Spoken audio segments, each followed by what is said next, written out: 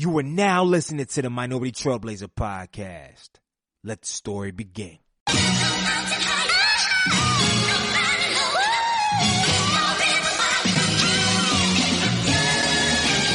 One time for the lovers, two times for the ladies, three times for the brothers, four times for the babies. Do you love her? Do you love her? Do you love her? Do you love her? Do you love her? Do you love her? Do you love her? Do you love her? Do you love her? Do you love her? Do you love her? Do you love her? Do you love her? Do you love her? One time for the lovers, two times for the ladies, three times for the brothers, four times for the babies. Do you love her? Do you love her? Do you love her? Do you love her? Do you love her? Do you love her? Do you love her? Do you love her? Do you love her? Do you love her? Do you love her? Do you love her? Do you love her? Do you love her? Do you love her? Do you love her? Brown skin, love her brown skin, love her brown. Brown skin, love her brown skin, love her brown. She my brown skin, love her brown skin, love her brown. She my brown skin, love her brown skin. Hold me down. Welcome to the Minority Trailblazer podcast, and I'm your host, Greg Eel, the culture change agent. You already know on this show we interview young, successful minorities in a variety of fields to educate, empower, and inspire our current and future generation of leaders, man. I just want to say, man, I thank y'all. The last two episodes, or rather the first two episodes of season 6 have been groundbreaking. I'm talking about multi-platinum. I'm looking at these download numbers and I don't even look at stats like that, but I'm just getting excited, man. Y'all really love the content. We took 3 months off and y'all stayed true, man. And I'm excited for that. And I'm grateful because guess what?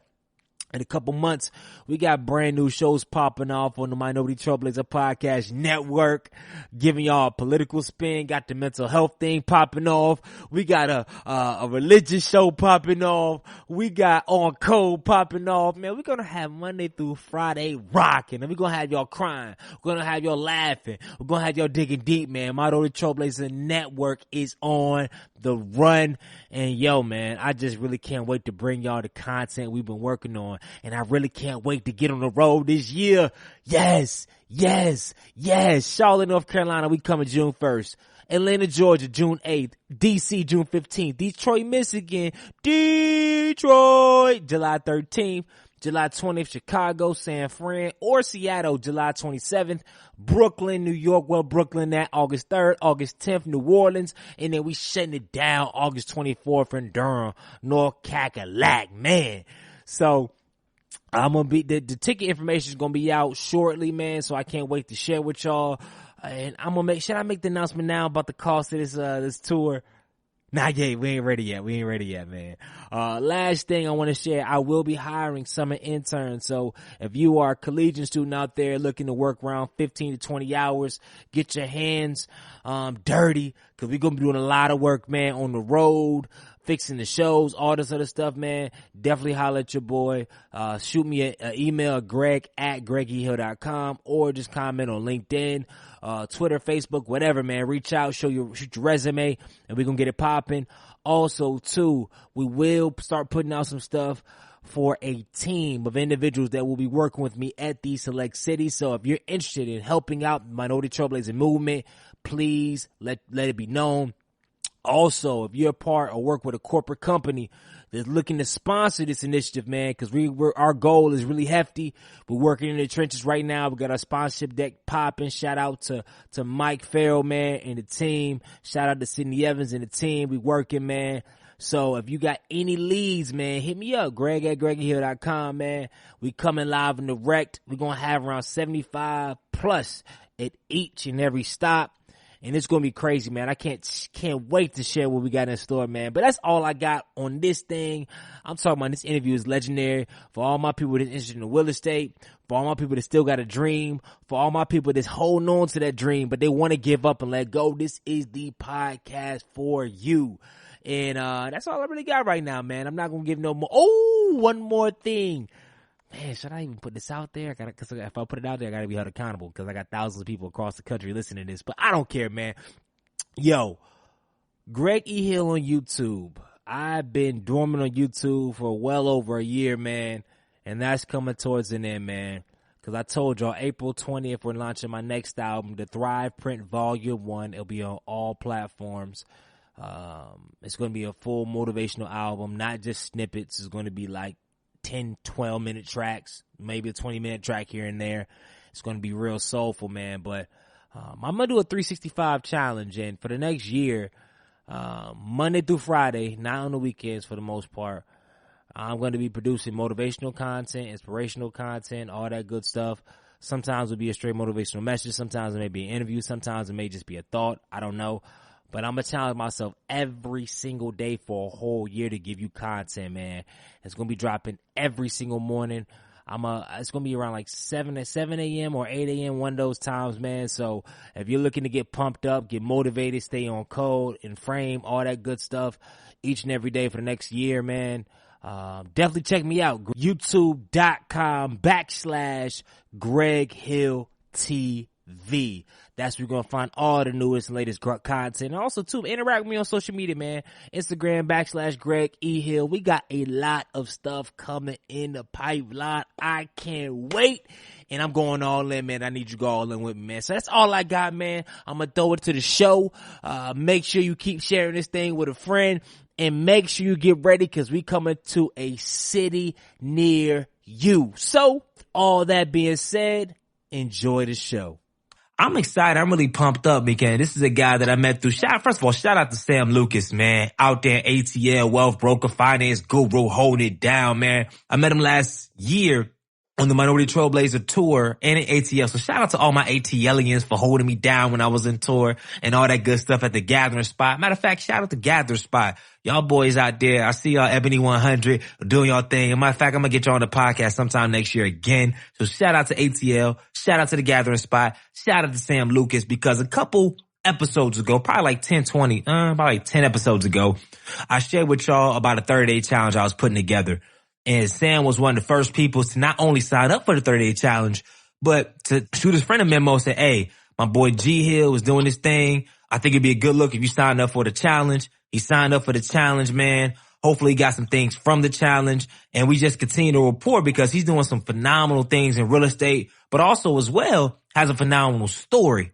And one thing that really surprised me because he was like, I really don't do the video thing or anything of that nature, man, but I'm going to do my best. I'm going to shoot something to it. And I was like, all right, cool. So I went on the Facebook group and this dude said some deep stuff in like a couple minutes. And I was like, dang, like, what you mean you don't do it all the time, man? This is really real.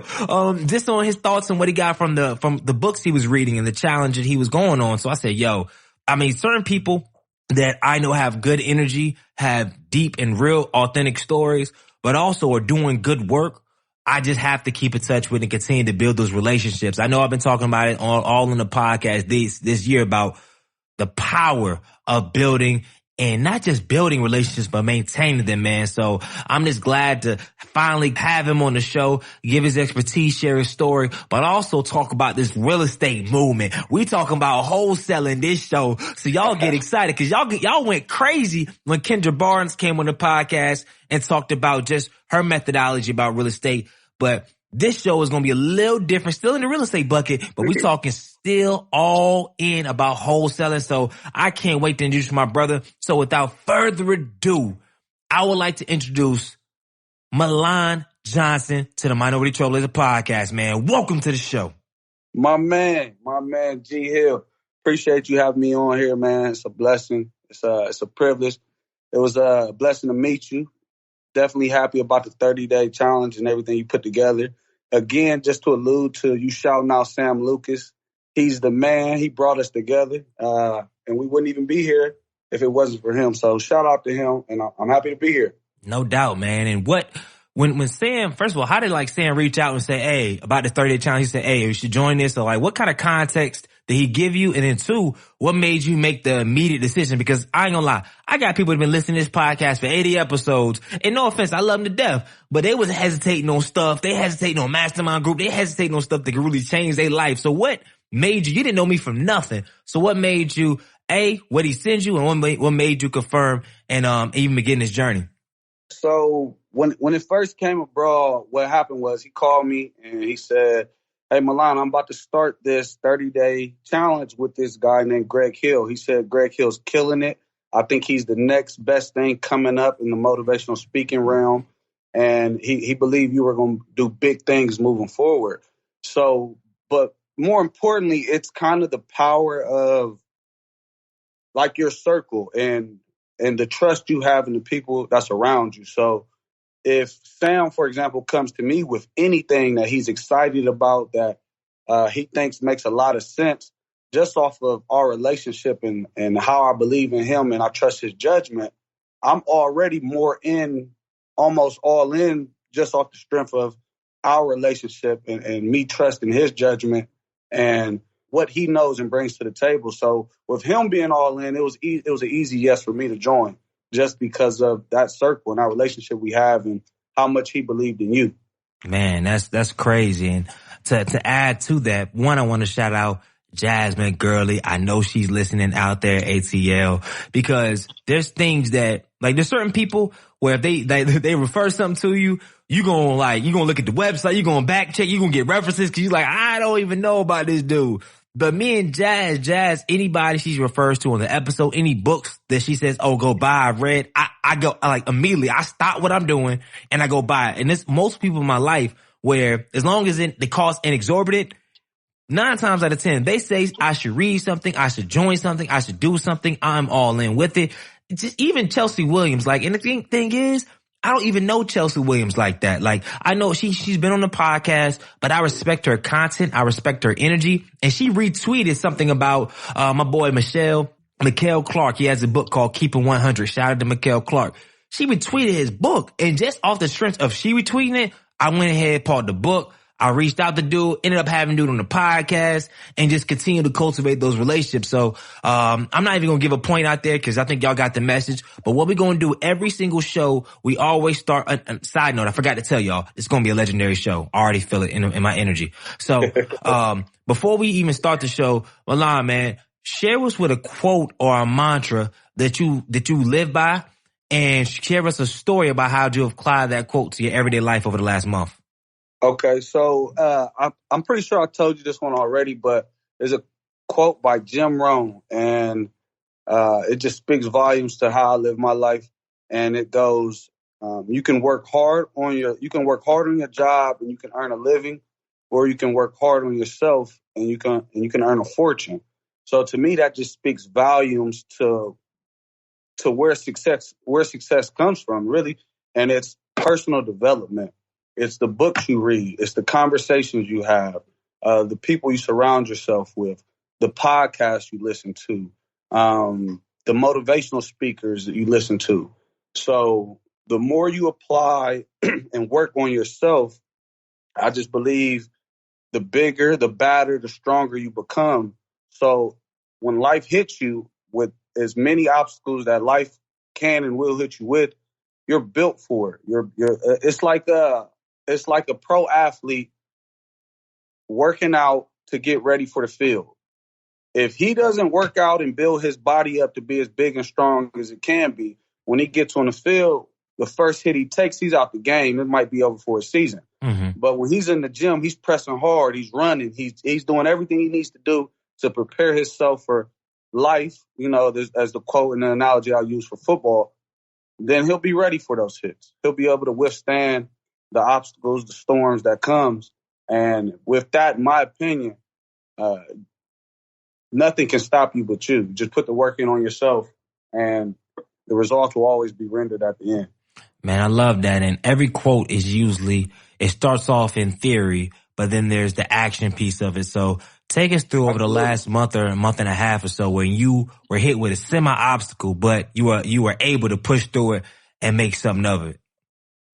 So I would say in the last month to six weeks, even 2 months, there hasn't been a lot of obstacles. The obstacles kind of happened beforehand. Mm-hmm. So I had a rehab where I bought it for $33,000. And when you say rehab, because remember, some of the audience is not familiar with real estate lingo, so we're going to get into that. But when you say rehab, break us down what a rehab is. So when I say rehab, I mean to acquire the property and to renovate, put money into it and mm-hmm. sell to a retail buyer as a finished product.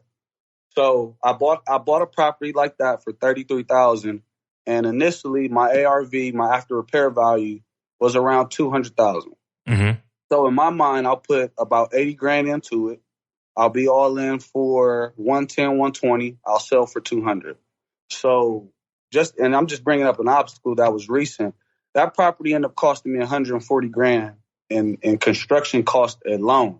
So 140,000, 142,000 plus 33. Now we're 145 in, 175 in, plus the 10,000 lender fees I acquired from the loan that I have from a private lender of mine. I'm 185 in with an ARV of about 200,000. So at that point, this property is a loss, because at 200 grand selling prices, it'll be about 15 to 20 grand in closing costs. So that already puts me, I'm losing on this property.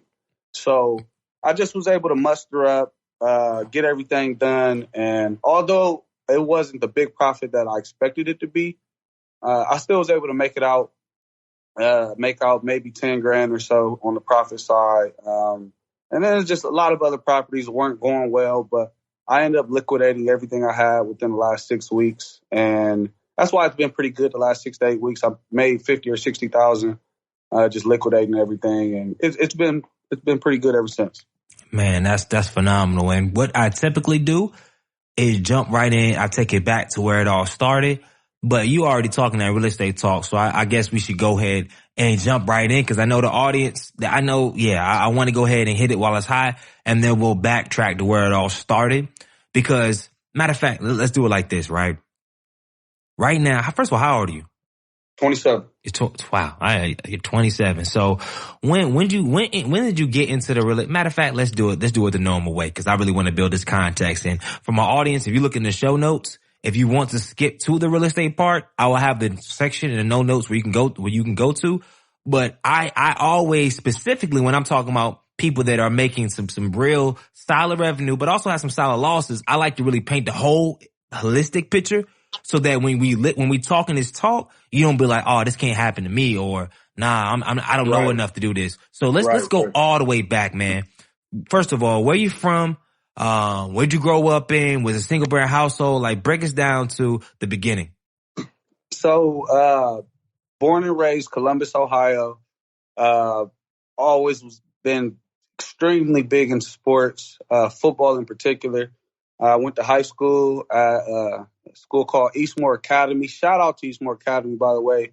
10 years ago, from when I was in school, they're back into the playoffs, making a state title run. Ooh. But I played football all 4 years. I was the quarterback, went to the state championship game. We lost, unfortunately, but it was a hell of an experience. From Eastmore, let's back up even a little further. I come from a single parent home. My mom, Shannon Johnson, raised me, and she was young. She had me at 15 years old, and she didn't know what she was doing.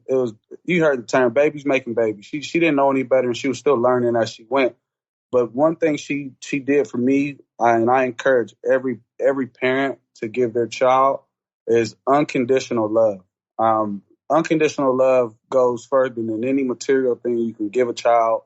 So unconditional love, she always instilled confidence in me, and she always made sure I was well-mannered. And those are like three of my main takeaways from what I could ever learn from her, along with a lot of other things. But to fast forward from there, I played football. I ended up earning a scholarship to a school called University of Charleston in West Virginia.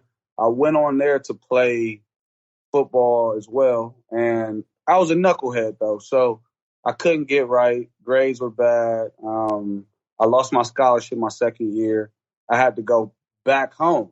So if you mind sharing, what happened? How'd you lose your scholarship?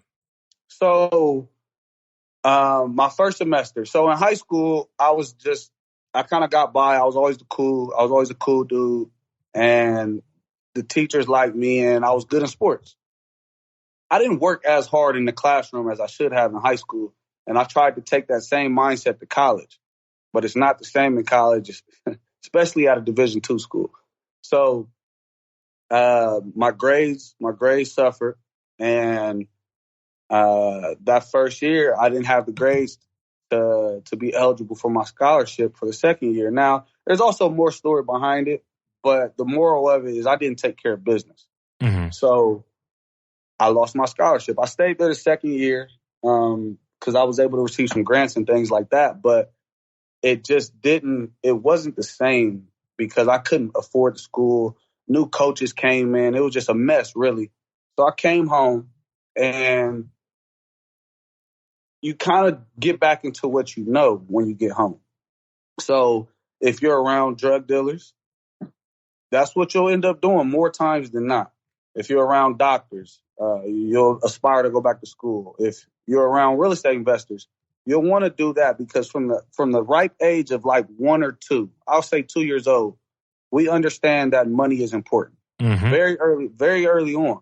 So as you get older, you do what your environment suggests you do to get the money you want. So I came home and I sold drugs. And with that being said, I always knew that deep down, that's not what I wanted. I knew it wasn't for me or what I should be doing, but it's what I knew. Mm-hmm. So one of my friends and my roommate at the time, he was killed. He was stabbed to death.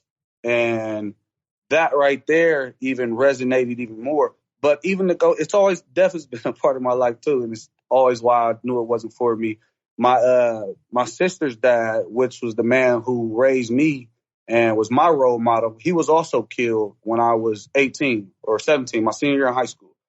So that made me want to do something different. Then my roommate dying, that made me want to get into real estate. So I bought a course from a guy named Mark Whitten.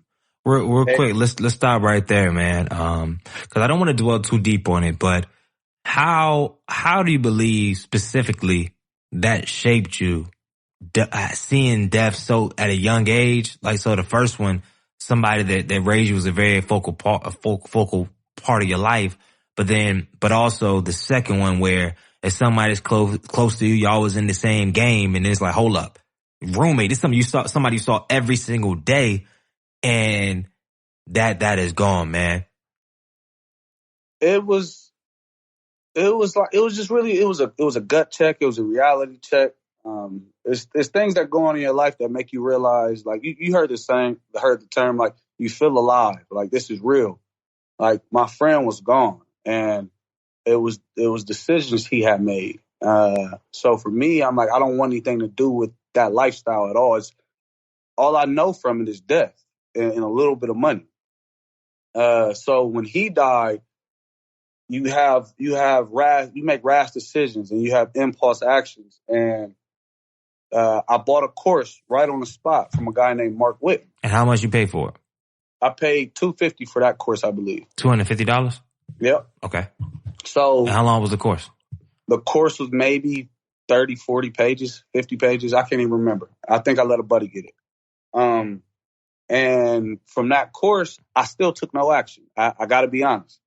I read it. I was high on emotion from my friend dying. Once those emotions died down, I went back to what was easy. I went back to what I knew. Mm-hmm.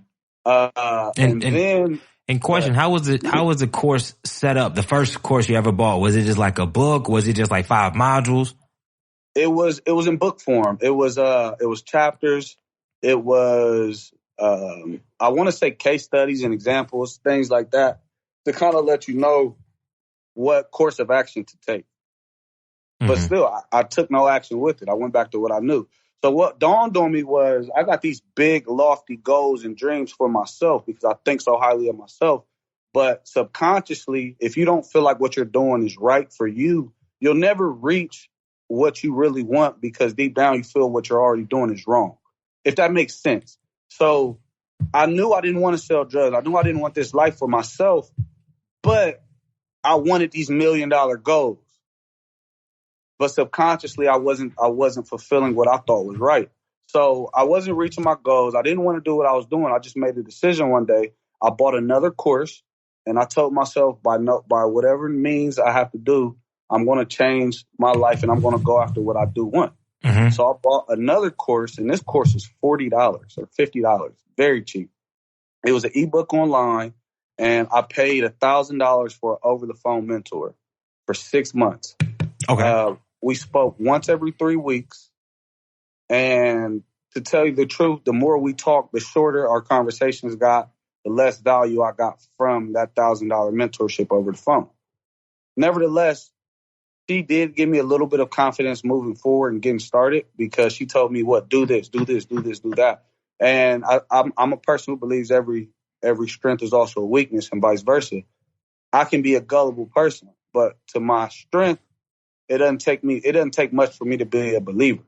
So once she told me to do this, do that, and do this, once I seen signs of it being real, I was already hooked because I knew it was possible. That makes sense. So let's stop right here, right? So the audience can see where you're at. Okay, we were in the drug game. We left that. We bought the $250 course. We were inspired for a second because I know many of you listening right now, y'all been inspired for a second. You did the 30-day challenge or you did this master class. You did this. You inspired. You pumped up. You want to be a speaker. You want to be an author. You want to write a book. You want to do all this stuff. Want to start this podcast. And some of you may have already started and then like you just kind of stopped. So you stopped. Then you said, I'm going to give it one more shot. I'm going to hire this coach. I'm going to do this. So at this point, did you start actually, at what point did you actually start doing some of the things in real estate? Either end of March or very beginning of April of 2015. Okay. So I bought her course. I paid her that $1,000 and I immediately started taking action. So what was the first couple of actions? I don't know. We just giving y'all snippets today. I'm going to be real. We just giving y'all snippets, high level, like still in the gray, in the wood stuff, but we're going to give y'all snippets, man. So for all my people that are like, okay, tell me more. Because you talk some big numbers at the beginning. So I know people are like, yo, tell me more. Like, what did you get in the game? You came in the game with how much money? I think I had about $7,000 to start off. Okay. So you start off with 7. You got this course. So where did you start? What was my initial engagement into real estate? Yeah. So after I paid her, I spoke to her and she said, get a 1-800 number. The one for me, everybody's different. Some people like local. The 1-800 numbers work for me. So establish credibility, get the 1-800 number, get an LLC because you don't want to buy a house in your legal name, in your government name. Scour the neighborhood for where are investors buying houses, what zip codes, what areas are they buying houses in, and then get a P.O. box. And then then from there, you want to, after you scour the neighborhoods, mail to them. You can comprise your own list and build it yourself, or you can buy a list from one of the many sites that offer lists for real estate investors, and then mail to them. So a lot of people think like you buy into a mentorship and then boom, they're gonna walk me to success. But that's just the beginning. You still have to spend money on marketing. And what I've learned from the very beginning is the most important part of your business is marketing. Mm-hmm. Without marketing, people don't know you're in business. And if they don't know you're in business, they don't know that you even have a product to sell. So that's what I began doing, sending mailers, posting signs, researching, and trying to build as much traction and momentum as I possibly could moving forward. That's real, man. So what was the first time that you started? What was the first kind of negotiation or the first thing that actually big? And then how long did it take for the first thing to actually happen? Because I know we talked about it on the phone, but I really wanted to paint the picture by you telling the story. So when you say that, do you mean like my first conversation with the seller or like my first possible deal that I was going to have? Talk to both, because I think that's really important that we talk about our first conversation, because a lot of times you may be nervous, you don't know what to say, and you just in there with the wolves. And then you talk about your first time actually having something that may actually potentially work out.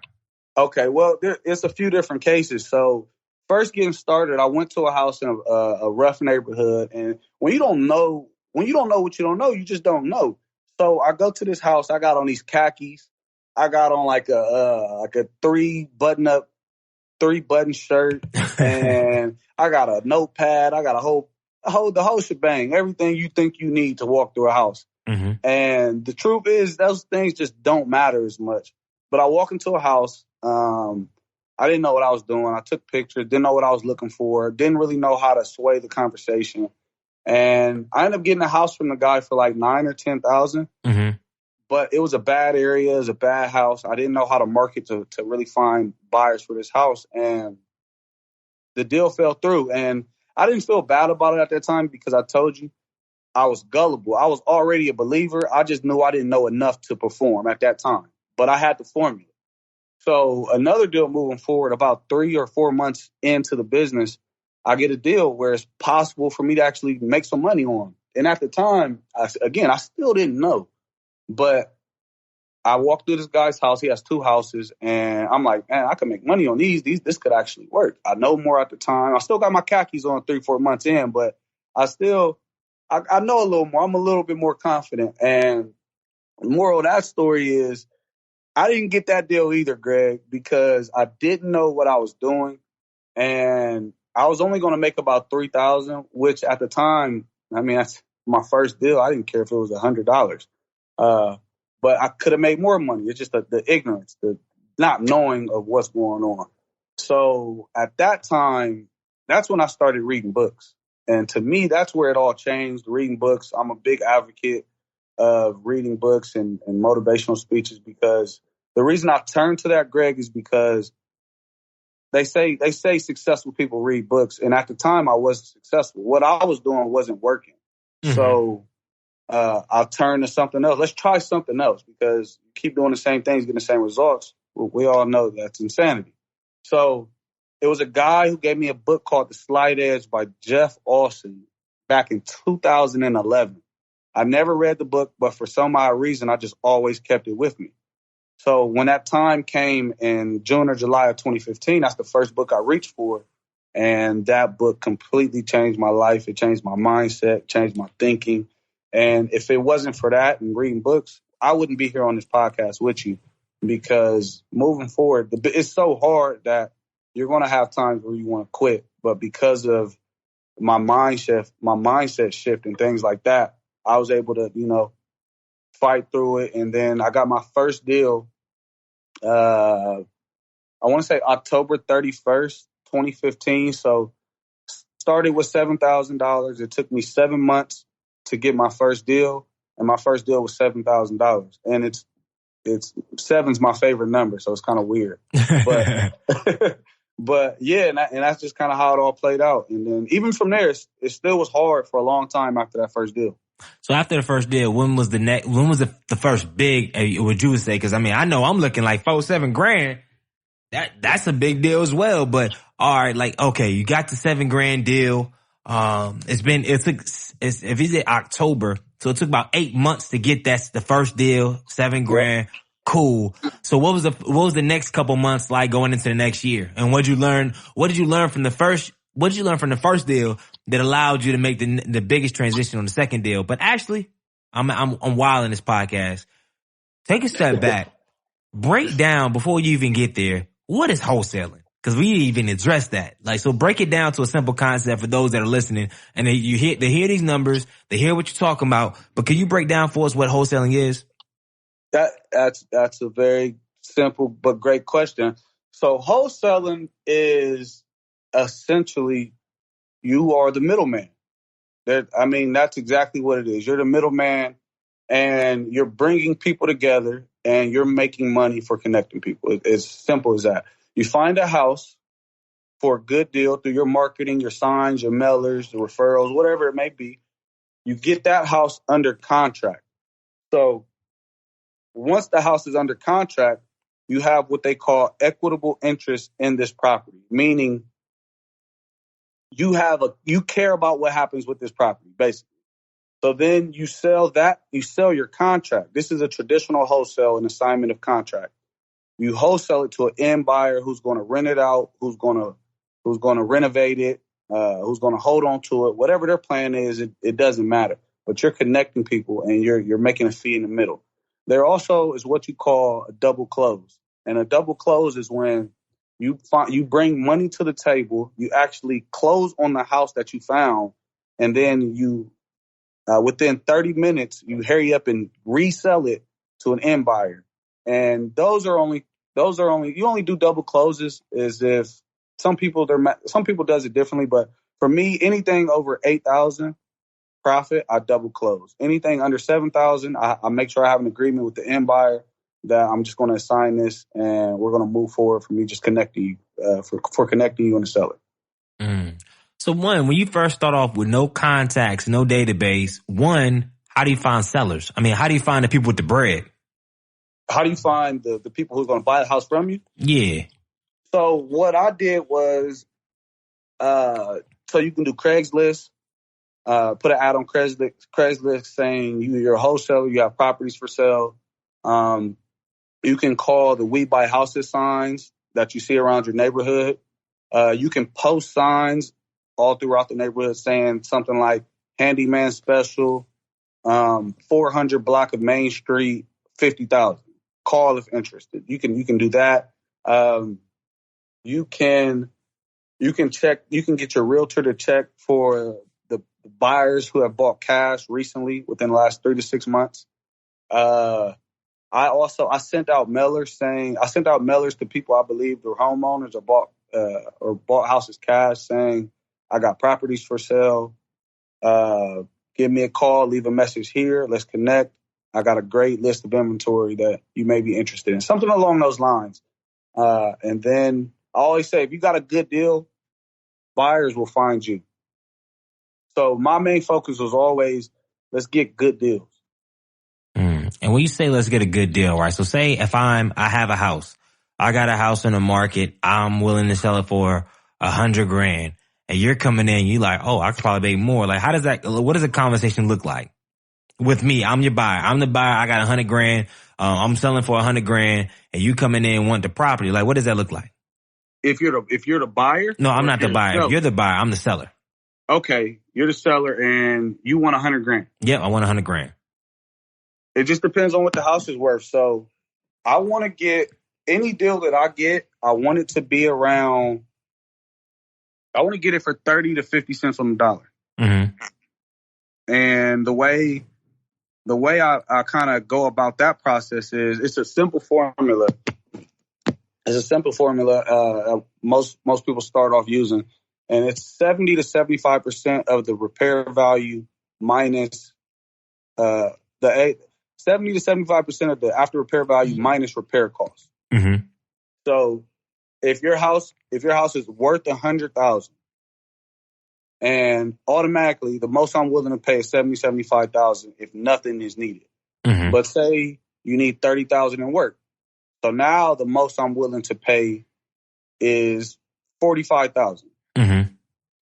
And then the way I look at that is, okay, so $45,000, that's not what I want to pay. That's the most an end buyer would pay.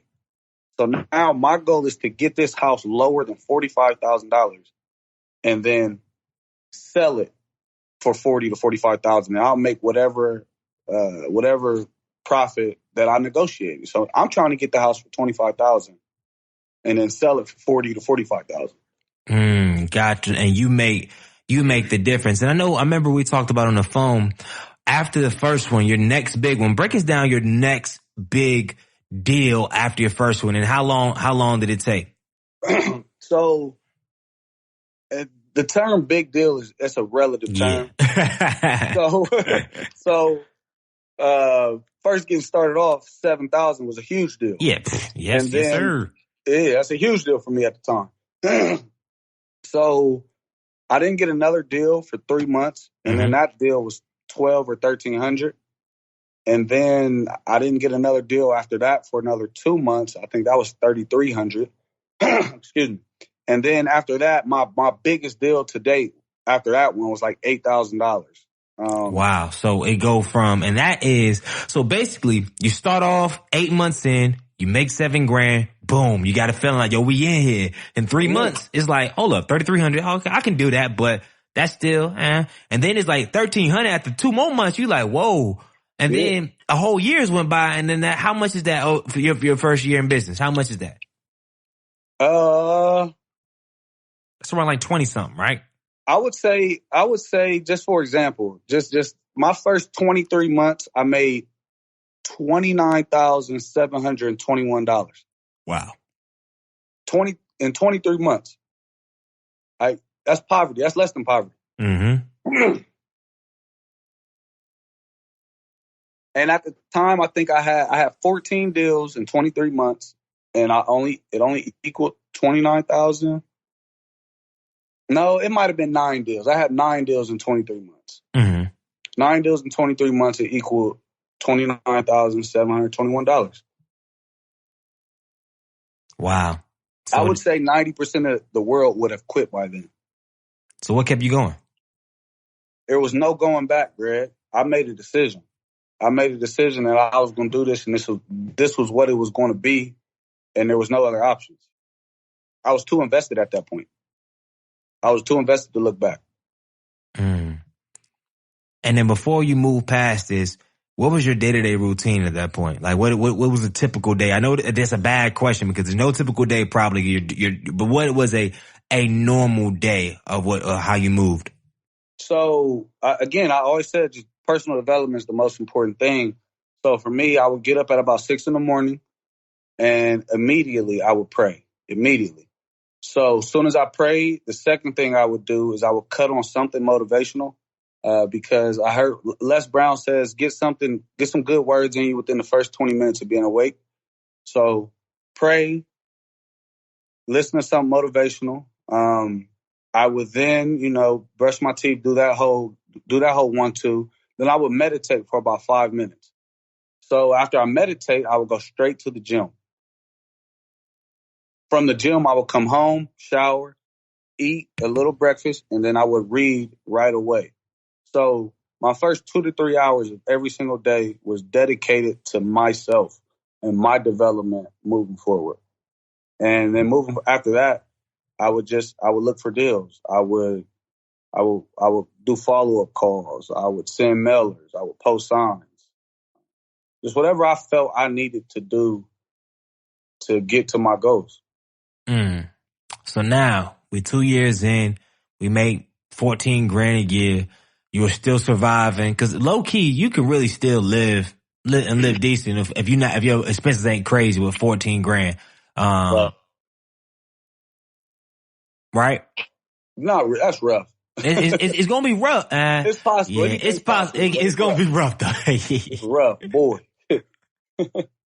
So, 23 months in, it was rough. So let's reverse just a little bit. Okay. I had a seller, and at the time, I ain't making no money. I'm not making much money, so I'm deal to deal, every single deal.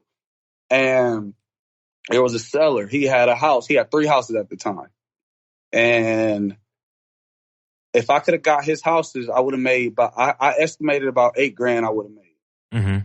And I spoke to the guy. I'm like, hey, everything's ready. You ready to move forward? He basically said, nah, man, I'm cool right now. I said, John, what happened? He said, well, the man's allowed to change his mind, right? I'll never forget that. Man's allowed to change his mind, right? I said, yeah, you are. So sitting down at the same desk in the same chair I'm sitting at now, I put my head on my desk and I'm just like, not again, man. I need every single deal. It's just been so hard. What am I not doing right? You question yourself. So, all right, I move on. So what I did with this same seller is I would call him maybe once a month. Like, hey, John, it's Malon. What's going on, buddy? You ready? Basically, that's how the conversation would go. Something like that. He's like, nah, I'm not ready yet. I said, all right, cool. Well, is it all right with you if I call back in about another month or so? He said, yeah, that's fine. No problem. So again, Malon's calling again every month on top of the month. And it got to a point where he knew it was me calling. Hey, what's up, John? How's it going? Hey, Malon, good. Good to hear from you. Said, you ready yet? Said, nope, not ready yet, but I got these 3 houses I might have coming up later. I said, all right, cool. Is it all right if I call in about another month or so? He said, yeah. So long story short, I'm working him 7-8 months, every month calling me. And what ended up happening was he said, I'm not ready to sell all 3 of the houses, but I do want to sell one house in particular. And I got 3 other houses coming up through probate. I said, all right, cool. Let's meet at the house. Let's figure this thing out. So I'm walking through the house with me and one of my buyers, and it clicks exactly who this man is and exactly what he has. So the 3 houses he has, they become monsters. So the house that we're in is just, it's a moving point. It's a checkpoint, basically. I didn't even care what I made on this house. I wanted to show this man I could perform. I could do what I'll tell him how I'm going to do, so I can move to the big fish. So we closed on that deal. I think I made $3,200. Mm-hmm. So we move on to the big 3 houses where I'm gonna make good money. So from that point on, I'm working. We're going through probate. We're going through the title company, and these 3 houses are a mess. It almost fell through so many times, but I had so much grit, Greg, at the time. I'm like, it's here. I'm not letting nothing stop me. I'm going to make this happen. So I just remember saying to myself, like, God, you my dude, you my God, but God, you better go ahead and get out my way, because I ain't stopping. You can try to stop me now, and yeah, it's going to be deflating, but I'm going to keep coming. I'm coming. Or whoever you pray to, you can call it the universe. Get out, universe, get out my way. Because ain't nothing you going to stop. Ain't nothing you going to do to me that's going to make me not want to move forward, period. So that's the mindset I had. So long story short, we were able to close on it. We were able to make money. And that deal, that's the big deal now. That's why I said big is relative. The net profit on that deal was probably like $130,000 on that one deal. Good God, just for you? No, not for me. Just net total. Okay. Before closing costs and everything. So after closing costs, and then my buddy made almost $23,000. I was able to take home $85,000 in a week. Oh my God. Yeah, 85 grand in a week. And that's the big deal that kind of catapulted me and kind of changed my lifestyle, the way I do things. And it's just been a blessing, man. It really has. It's just, you work hard enough, long enough, the universe will get out your way. Man, so what did it feel like, right? So 2 years below poverty, college dropout, death all around you, drugs, all that stuff. Keep pushing through. Remodeled your brain, remodeled your habits. What did it really feel like when the deal was closed and it's like, hold up, I really got 85 bands in my bank account. That, like, what was that feeling? Like when you really see something actualized? I felt like a boss, Greg. I felt like a boss. I did. Like, I put on this work, and I put this work in. I put the time in. I put my thousands of hours in, my thousands of dollars in. And it was refreshing. It was to know you did the work. To be handed something is completely different to know you really worked for something that came to fruition. So it was refreshing. It felt good, but it was also a sense of uncertainty and a sense of trepidation, if you will, because now I got all this money. And ET says all the time, the greatest success the worst thing in the world isn't to fail, it's to experience success and then go back to where you came from. So that kind of hits you hard when you jump from, literally, I think my bank account had $1 or $2. It didn't have much in there. It could have had change in there. And then in that same week, I almost made $100,000 in a month. So it was overwhelming. It was a lot. It was a sense of arrival. Like, I'm here. It actually worked. Because when you go 2 years in and you're in real estate and people aren't seeing you doing this and doing that, people naturally start to question you, like, what is he doing? And that also weighs on you, because it's just hard, man. It's hard to start off and do anything is hard. But when it's not going right, it kind of makes you question a lot what you got going on, and if it's really worth it. Does it work? So if you had a second to share somebody right now that's listening to this show right now, and they're in the game on something that they really feel is their calling, and it's been 2, 3, 4, 5 years and they just not seeing the results. Or it's a 1 year they haven't seen the results and they're like, yo, I can't do this no more, man. I'm listening to this podcast, trying to get some encouragement, trying to get some ideas. But honestly, I just want to stop this dream and move on. Maybe go get my other job, maybe tuck it in. I'm not cut for it. What would you tell them right now? The one thing I would tell them is, so there's an example. There's the people over in Africa or something like that. Everybody's digging for gold. And then they give up, they quit. The next man comes in, takes up where they finishes off at, and he finds the gold within a week. Millions and millions and millions of dollars because they quit before they got to the end goal. So what I would say is never, ever, ever quit. Continue to believe in yourself, continue to affirm yourself. And no matter how hard it gets, right hand to the man, Greg. If you put the work in, you put the time in, there will always be good results at the end of all that hard work. Every single time. Sometimes it takes a year, sometimes it takes 5, but there's always the results you want at the end. Just keep grinding, keep working. And if you notice what you're doing isn't working, because you should be tracking your results, figure things out. Don't be afraid to implement something new to try to get new results, because if what you're doing isn't working, it's going to continue not to work. So don't be afraid to implement. Don't be afraid to be innovative. But more importantly, just don't quit. Don't quit, because there's no such thing as failure if you don't quit. It's a temporary defeat. It's not a failure until you quit, and then you can chalk it up as a loss. But as long as you're still chugging along and you're fighting for what you want, there's always still that chance for victory. So that's the main thing I would say, is just really just be gritty. No matter how hard it gets, just keep working. Yeah, I love that. And the only thing I would add as well is at times it does help not to completely isolate yourself, but isolate yourself from the noise. So absolutely. Yeah. So if absolutely. It's your friends, during these times, your friends should be wondering what the hell you're doing. Where's Malon at? Where's Greg at? Where's he been? I haven't talked to him. They should think they should think that you're distancing yourself from them. But a lot of times you're not distancing yourself from them. You're just focusing on yourself. And that's important. Man, that's big important. That's huge important.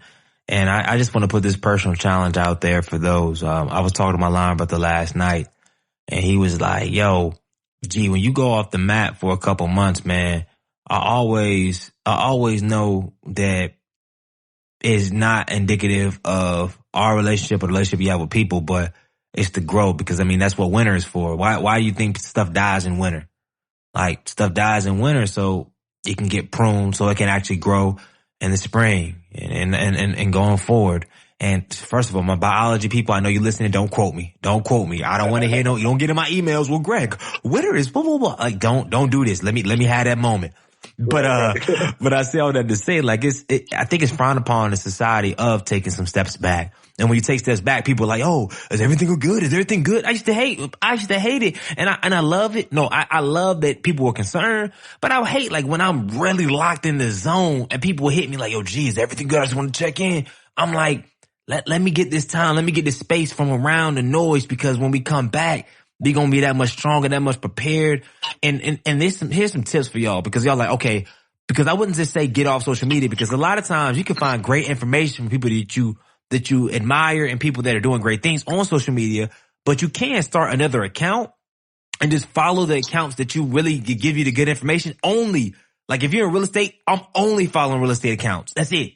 Or like speakers. That's it. I'm a separate account. That's all I'm following. So you can still get social media, but it's only stuff that's serving purpose. No friends. I don't need to see my friends going on trips. I don't need my friends. I don't need none of that. And I know you're like, well, I didn't know. You don't need that motivation. All you need is examples all around you on Facebook, on the books you're reading. You need to be embraced, surrounded. Every morsel of your body outside of church should be focused on what you're trying to do. Cause I meet people all the time that say, hey, I want to get in the podcast. I want to get into speaking, but they're not reading speaking books. They're not listening to speakers. They just okay, I'm going to talk to this one person. I'm going to get some tools. I'm going to go. No, it's a lifestyle.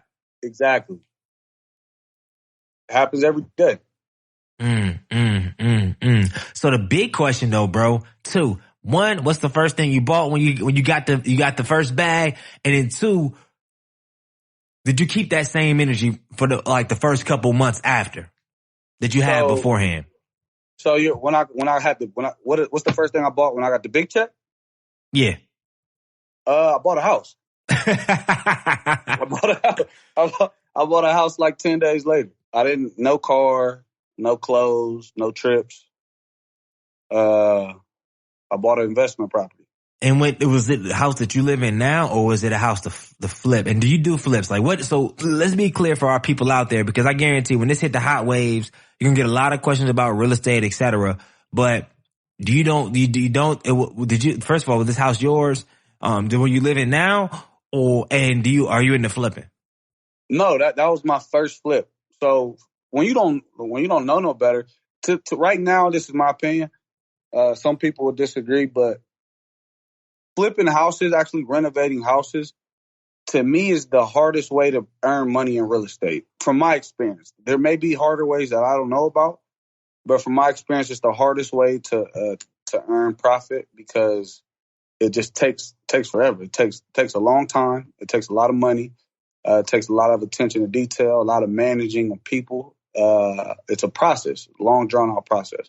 But with that being said, the house I bought after I made the 85 in a week, that was my first ever flip that I bought. I believe I can't remember. I think I paid 31 or 32,000 for it. That was very hard. Nothing went right. I think I wanted to spend 15 or 20,000 on the rehab. I ended up spending, I think, like 45 or 50 on it. It was stressful. It was rough. It was tough. But I'm always happy. When I pray, I'm thankful for all the bad that happens to me in my life, because there's no greater lesson than hardships.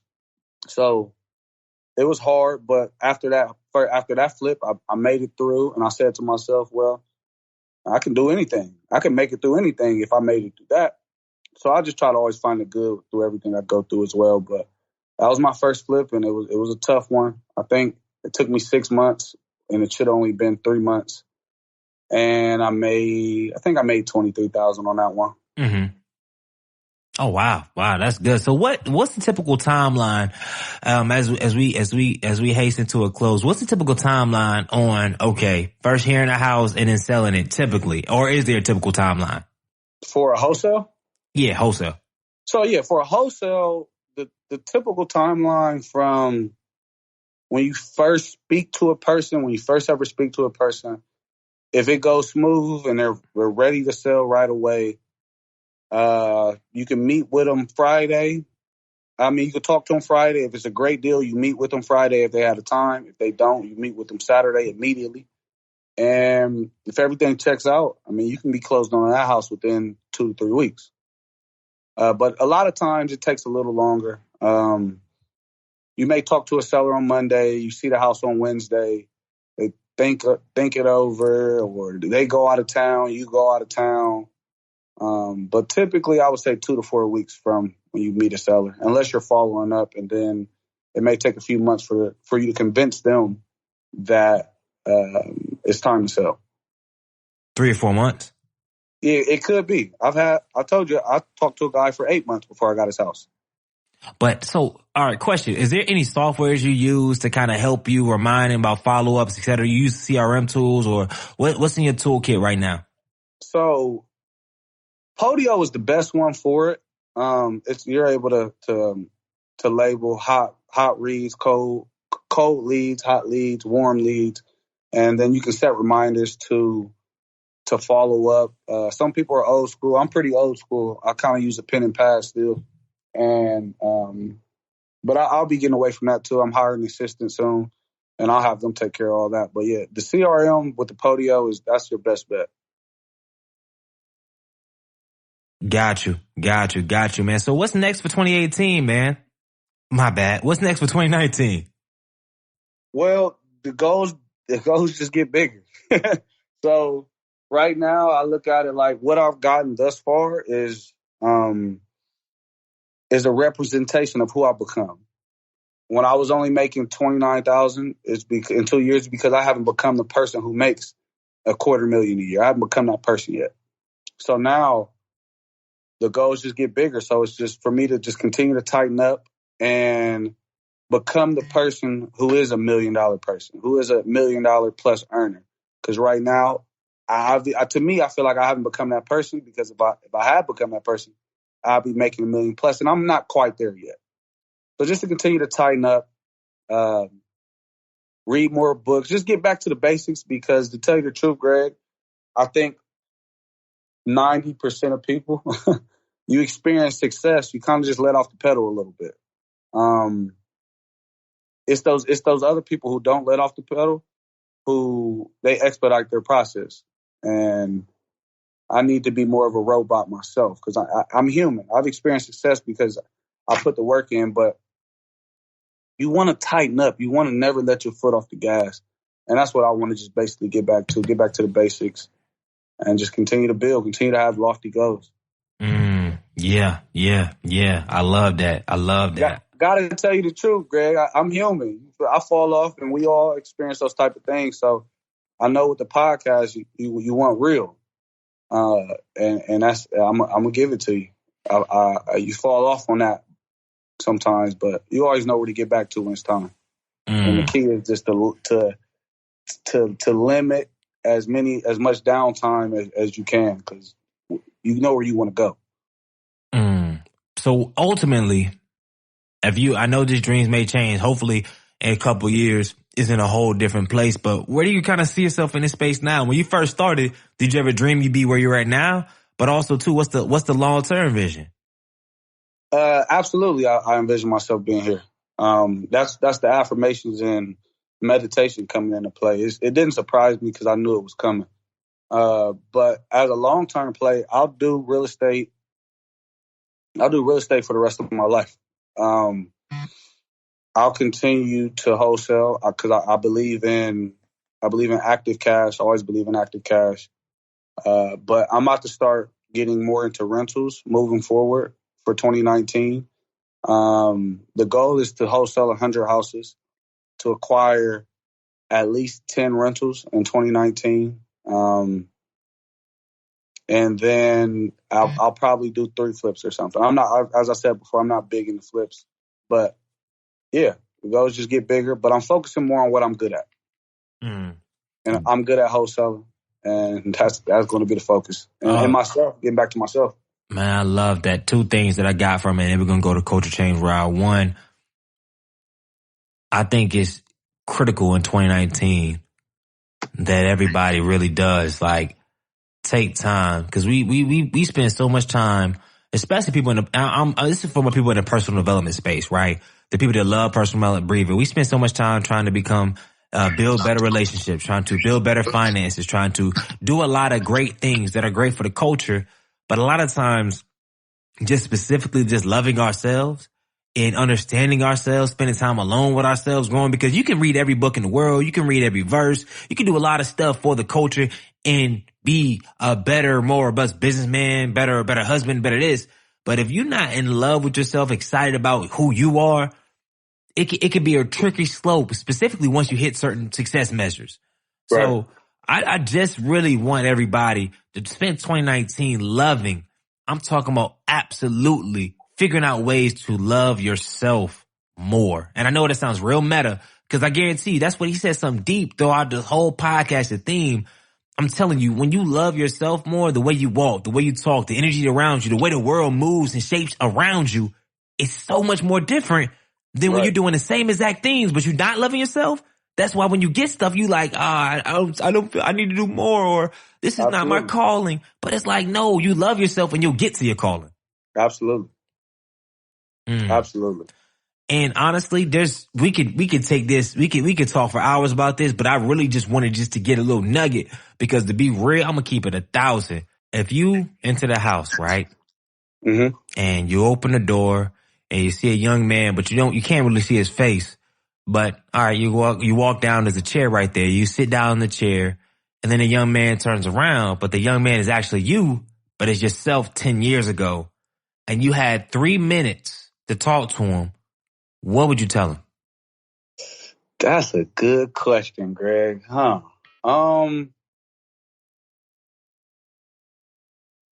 I would tell a younger me is to really, this may sound cliche, but like choose your decisions and the people you surround yourself with wisely. Because people don't realize every single thing you do, it plays a role in your future moving forward. So, for example, a lot of people, they say, I could just have this one cookie because it's just one cookie. But then that one cookie turns into another cookie, then another cookie, then another cookie. So just understand just the power of compounding effect, and just realize everything you do, every decision you make holds weight. So choose it wisely. Always be worried about doing better, being better. And you kind of always will be. You kind of always will do better. It's just always put yourself first in a lot of instances. Always put yourself first in a lot of instances. I believe in being selfish because you can't do for other people if you haven't done for yourself first. That's a word, bro. That's a word. And then the last question too, when it's all said and done, how do you want to be remembered? I actually have that written down. I want to be remembered as a loving, caring, giving, philanthropic person. Just a very kind individual, a person who wants more for others than sometimes they seem to want for themselves. And I want to leave that behind. Like, I did great work for people. I did great work in my business. And I left a lasting impact on people from where I come from, people from all over.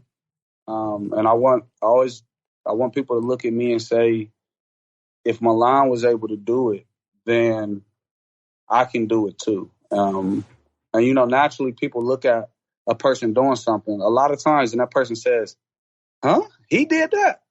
I'm better than him. I can do that. I don't mind being that person. I want to be that person that people look at and say, like, damn, I'm better than Malon. If he can do it, I can do it. Because at the end of the day, I just want better for people. And I know people are capable of more than what they know that they're capable of. So if they could take that from me, I'll be happy to walk away from this earth with that. Say no more. So this is the rapid fire round. I got a series of 5 rapid fire questions. And hopefully I get rapid fire answers. You ready to go, man? I'm ready. What's the best piece of advice that you have never received?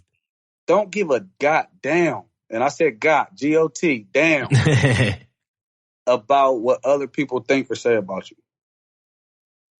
Period. They don't help pay bills, and at the end of the day, I quote the book Jeff Slight Edge a lot. When you die, the average amount of people go to your funeral is about 10 people. People just don't care.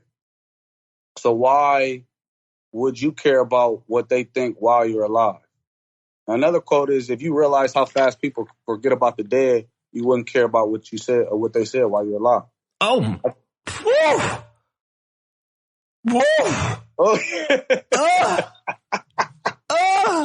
I heard that one, folks. Hey, Malone, I'm gonna have to steal it. I'm gonna give you credit. I got to steal it.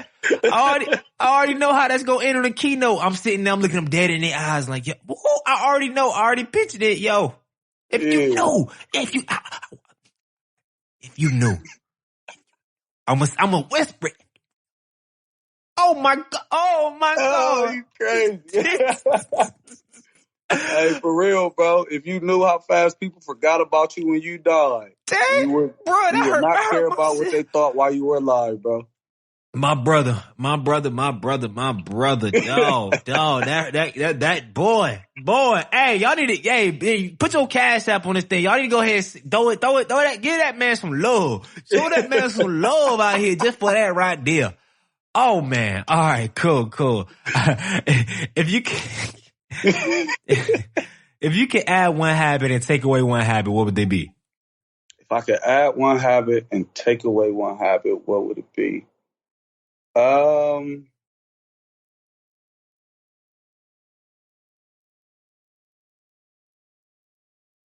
Add a habit and take a habit away. I go out a lot. I like to drink and I go out a lot. I would 100% substitute that with developing myself more. 100%. 100%. That would expedite my process to where I want to be even more. 100%. Love that, man. What's your favorite book and why? I would say I got 2 favorite books, and Slight Edge by Jeff Olson. That was the first book I told you I read. It's been the most life-changing. And then I would also say You Were Born Rich by Bob Proctor. Those are 2 phenomenal books on. Man, I've never read that. You Were Born Rich. You Were Born Rich by Bob Proctor. It's a game changer? Game changer. It's all about mindset and how you move forward and just how you go about life and things like that. Those are 2 of the first 3 books I've read, and to this day they're still my favorites. Love that. What is your biggest fear? My biggest fear. I hate to say it, but to kind of, because it won't happen, but nevertheless, it's still, I would say, a fear, to kind of revert back to the lifestyle and the revenue that I once had, to go from a 6-figure earner to losing everything. That's a fear, but I don't put much thought into it, because I do believe the things you worry about the most come to fruition. But again, nevertheless, it's still a fear. That's real. And the last question before we wrap these things up and I go to my final one. If you were the president of the United States, what is the first thing you would do? And you asking good questions, Greg. Questions I've never thought about. Hey, well, that's what happens when you're 100 episodes in, boy.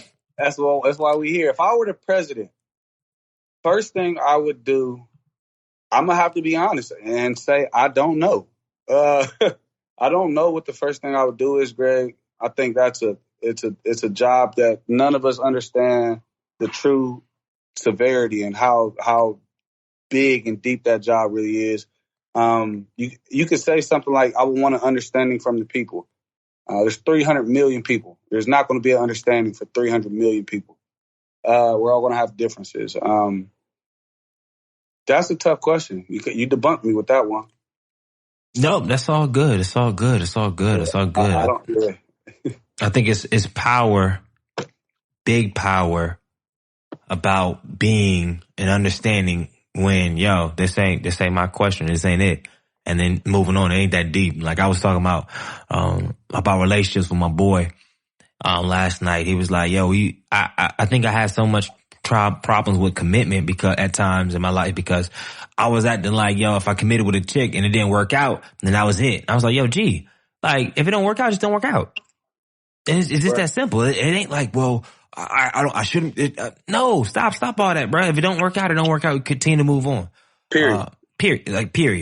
And, but there's a lot of other stuff to that. So women don't email me like, oh, what you mean? You don't know the collateral damage you did. I didn't. But you ain't even going that route today. We had the podcast with my boy George, episode 99, and we went deep into that thing. So y'all had y'all day. All right. But today ain't the day. But, we always close because everybody that comes on this show, we done with the culture change rapid fire round, but everybody that comes on this show is a culture change agent in their own right, in their own lane. Every single person that's ever been on this podcast and every single person that's listened to this podcast, right? So this question is in regards to this. If you could change one thing about society, most specifically the African-American culture, what would it be and why? Personally, I might get a backlash for this, but I think we have the tendency to be victims a lot of times. And I understand we have been a victim for a long time. But moving forward, I think you kind of need to get out of that mindset in order to transcend and do the things that we can do, because we're the most powerful being on planet Earth. And there's no reason for us to victimize ourselves moving forward, knowing that we are the most powerful. And I think we make a lot of excuses for ourselves.